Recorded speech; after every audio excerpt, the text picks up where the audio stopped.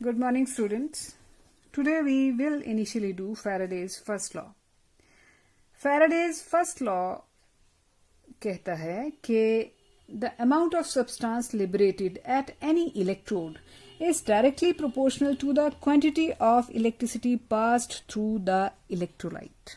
कहने का मतलब ये है कि आप एक इलेक्ट्रोलाइटिक टैंक लेते हैं, जैसे हमने पहले भी एस्टेब्लिश किया था. ये प्लेटिनम के इलेक्ट्रोड्स ले लिए और इसमें से एक कैथोड है, एक एनोड है, और हमने इसमें क्या डाल दिया है, इसमें मान लीजिए सोडियम क्लोराइड एक्वस सॉल्यूशन या मोल्टन किसी भी फॉर्म में हमने ले रखा है. फैराडेज फर्स्ट लॉ आपको ये बताता है कि जब इस सॉल्यूशन में से आप इलेक्ट्रिसिटी पास करेंगे तो कितना अमाउंट ऑफ सोडियम कहाँ पे डिपॉजिट, कितना अमाउंट ऑफ सोडियम या कितना अमाउंट ऑफ क्लोरीन जो है वो डिपॉजिट होने वाला है. और according to Faraday's first law वो ये कहता है कि amount of substance deposited at any electrode, कि कितना सोडियम यहां डिपॉजिट होगा या क्लोरीन कितना लिबरेट होगा, that is directly proportional to Q and W is equal to Z into Q. अब Q क्या है? Coulomb's of electricity. कितने इलेक्ट्रिसिटी, कितने कूलॉम्स आपने इसमें से सॉल्यूशन में से पास किए हैं, और Z जो है वो कांस्टेंट है. अब हमें मालूम है कि Q is equal to I into T. I is current in amperes and T time for which the current has been passed, and time is taken in seconds usually. So W automatically किसके बराबर आ गया? Z into I into T. If let us say Q की value है 1 Coulomb और इसका मतलब ये है कि I होगा 1 ampere and T is in seconds, 1 second है अगर इसकी value. In that case W जो है वो किसके बराबर होने वाला है? Z into 1 ampere into 1 second, means ये यूनिटी हो गए. तो कहने का मतलब ये है कि 1 एम्पियर करंट 1 सेकेंड के लिए अगर किसी इलेक्ट्रोलाइट में से पास किया जाए तो उसके जितने ग्राम्स वहां पे डिपॉजिट होंगे किसी इलेक्ट्रोड पे, उसी को हम जो है इस कांस्टेंट की वैल्यू बोल सकते हैं, और इस कांस्टेंट हम कहते हैं इलेक्ट्रोकेमिकल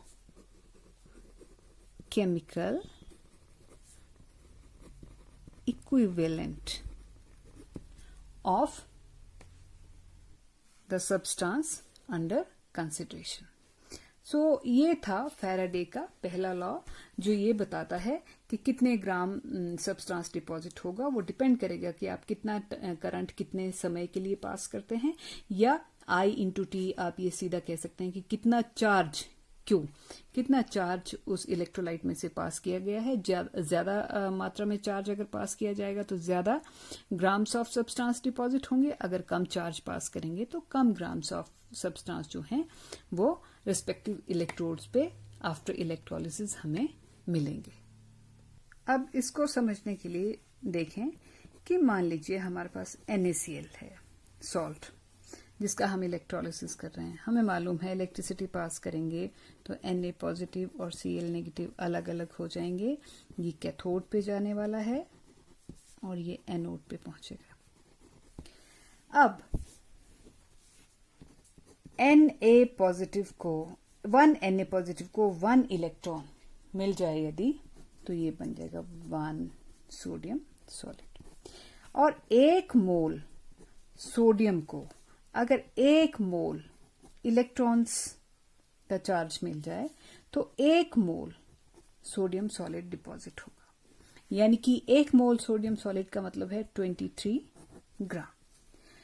और 1 मोल इलेक्ट्रॉन्स की बात कर रहे हैं हम, तो हम कितने चार्ज की बात कर रहे हैं? हमें मालूम है कि 1 इलेक्ट्रॉन के ऊपर चार्ज होता है 1.6 इंटू 0.2 इंटू 10⁻⁻19 कूलॉम। ये एक इलेक्ट्रॉन का चार्ज है, लेकिन हम कितने इलेक्ट्रॉन्स की बात कर, हमें इस वक्त चाहिए 1 मोल। तो 1 मोल का मतलब है 6.022 इंटू 10⁻23। इतने इलेक्ट्रॉन्स का चार्ज हमें चाहिए, तब हम 23 ग्राम सोडियम हमें डिपॉजिटेड मिलेगा। और 1 मोल इलेक्ट्रॉन्स के ऊपर जो चार्ज आएगा इन दोनों चीजों को मल्टीप्लाई करके, तो मल्टीप्लाई करके आ जाता है 96485 कूलॉम पर मोल कहते हैं इस चार्ज को। या इसका नाम जो है, इसको फिर अदरवाइज मतलब कैलकुलेशन के पर्पज से थोड़ा आसान रहे तो हम इसको 96500 कूलॉम भी कह देते हैं। और इतने कूलॉम चार्ज को 1 फैराडे कहते हैं, क्योंकि ये फैराडे लॉ के बाद मतलब in respect of Faraday scientist. तो इतना 96500 कूलॉम्स चार्ज को, which is the charge carried by 1 mole of electrons, is also known as 1 Faraday. सो कहने का मतलब ये है कि 1 फैराडे अगर हम चार्ज NaCl में से पास करेंगे, that will be able to deposit 23 gram of sodium. और अगर हम 2 फैराडे चार्ज उसमें से पास कर देते हैं, तो 23 into 2 that is 46 gram of sodium. अगर 3 फैराडेज होगा तो यहाँ पे भी 23 को 3 से मल्टीप्लाई कर देंगे, जो कि हम कर ही लेते हैं। 3 3 9 एंड ग्राम ऑफ सोडियम। सो यहां से हमें फैराडेज फर्स्ट लॉ समझ आता है कि अगर 1 फैराडे चार्ज उसमें से पास करेंगे इन सोडियम क्लोराइड के सॉल्यूशन में से, तो 23 ग्राम सोडियम डिपॉजिट होने वाला है। अगर 2 फैराडे चार्ज उसमें से पास करेंगे तो 46 ग्राम डिपॉजिट होगा, 3 तो 69 ग्राम डिपॉजिट होगा। इसका मतलब कि आप जितना ज्यादा चार्ज किसी इलेक्ट्रोलाइट के सॉल्यूशन में से पास करेंगे, उतनी ही ज्यादा मात्रा में, उतना ही ज्यादा वेट जो है उन सब्सटेंसेस का हमें इलेक्ट्रोड्स पे डिपॉजिट हुआ मिलेगा। ये फर्स्ट लॉ ऑफ फैराडे है, ये फर्स्ट लॉ ऑफ इलेक्ट्रोलिसिस भी कहते हैं इसको। Now we talk about second law of electrolysis, या जिसको फैराडेज सेकंड लॉ के नाम से भी जाना जाता है। तो फैराडेज सेकंड लॉ है, if same quantity of electricity is passed through different electrolytes,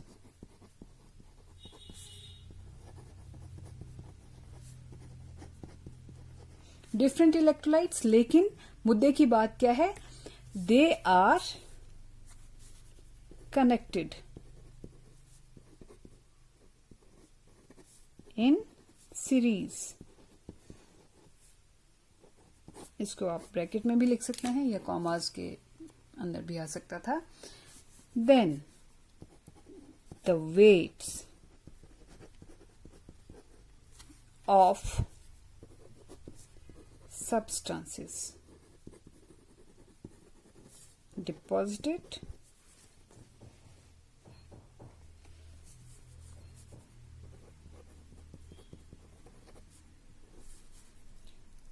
is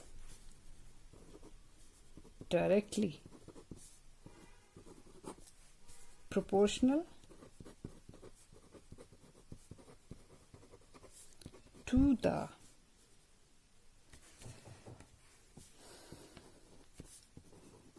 equivalent weights of those ions। कहने का मतलब ये है, इसको एक एग्जांपल से इलस्ट्रेट करते हैं हम. We take 3 electrolytic tanks. हम 3 इलेक्ट्रोलिटिक टैंक्स ले लेते हैं. इसमें कैथोड एनोड और फिर इनको हमने सीरीज में ही कनेक्ट कर देना है ऐसे. This is cathode anode. First tank में हमने NaCl का सॉल्यूशन लिया है एंड सेकंड टैंक में MgCl2 ले लेते हैं और थर्ड में AlCl3 ले लेते हैं. अब फैराडेज सेकंड लॉ कहता है कि अगर अगर क्या सीरीज में कनेक्टेड हैं तो अगर same amount of electricity in तीनों में से पास करने वाले हैं हम, तो फैराडे का सेकंड लॉ हमें ये बताता है कि यहां पे हमें ये पता है कि सोडियम डिपॉजिट होगा, यहां पे मालूम है मैग्नीशियम डिपॉजिट होने वाला है, यहां पे मालूम है एल्यूमिनियम डिपॉजिट होने वाला है. लेकिन सोडियम कितने ग्राम होगा, मैग्नीशियम कितने ग्राम होगा, एल्यूमिनियम कितने ग्राम होगा for same amount of electricity, it will depend upon the equivalent weight of sodium, equivalent weight of magnesium and equivalent weight of aluminium. Let us see how. Now let us say we have passed through all these solutions 1 mole of electrons, यानी कि 96500 coulombs of charge, or we can say 1 Faraday of charge we have given to all the 3 salts connected in series. अब क्या होने वाला है, sodium 1 positive तो 1 मोल electrons खाके sodium बन जाएगा,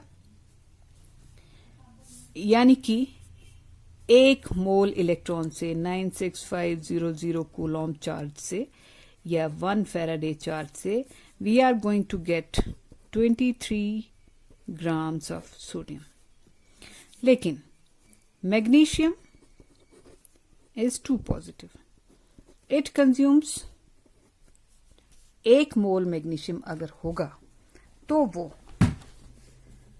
रिडक्शन के लिए 2 मोल इलेक्ट्रॉन कंज्यूम करेगा, तब 1 मोल मैग्नीशियम डिपॉजिट होने वाला है, यानी कि 24 ग्राम.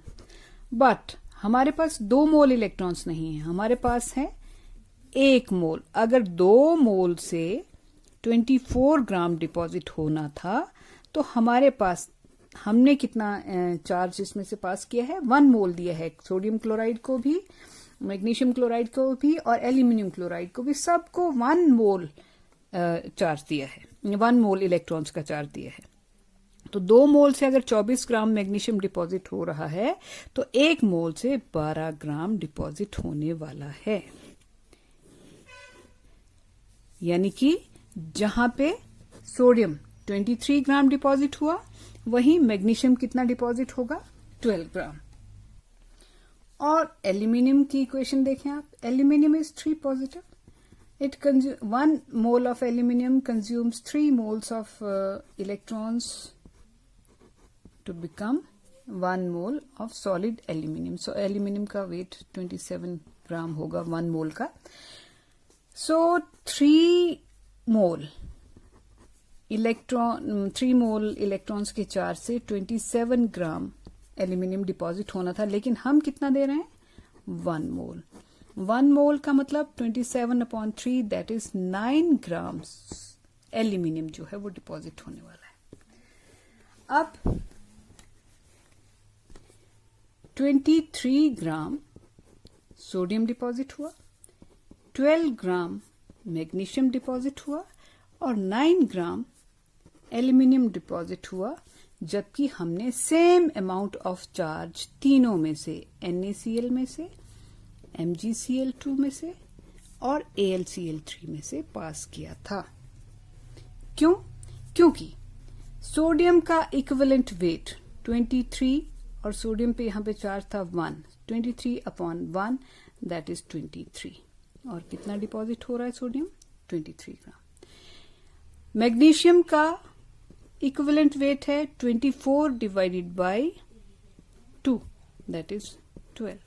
और आप देखें 12 ग्राम मैग्नीशियम डिपॉजिट हो रहा है जब हमने 1 मोल इलेक्ट्रॉन्स का चार्ज इसको सप्लाई किया था। और एल्यूमिनियम का वेट होता है 27, इक्विवेलेंट वेट आ जाएगा 27 divided by valency of aluminium which is 3, और वो आ गया 9, तो 9 ग्राम एल्यूमिनियम ही डिपॉजिट हुआ है। कहने का मतलब जिसका जितना इक्विवेलेंट वेट है 23, 23, 12, 12, 9, 9, उतना डिपॉजिट हो रहा है, जबकि हमने same amount of electricity in तीनों में से पास की 1 मोल।